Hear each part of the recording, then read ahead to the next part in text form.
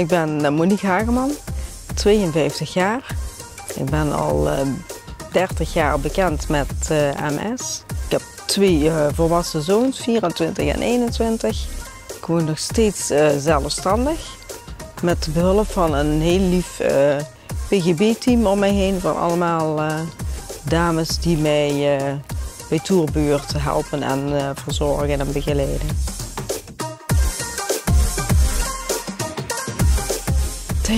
Theater biedt mij heel veel. En dat kan het ene moment de ontspanning en de lach zijn. En het volgende moment is het de emotie en de ontroering.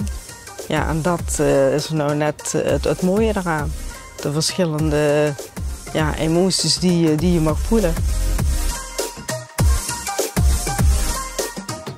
Ik bezoek regelmatig theater. Zeker minimaal 1 keer in de maand. En naar aanleiding van de mail die ik ontving over het ambassadeurschap voel ik me geroepen om te reageren.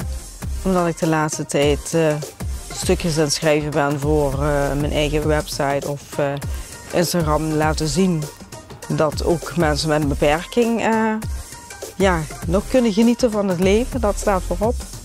En dat dan die uitjes aan het theater daar zeker toe bijdragen.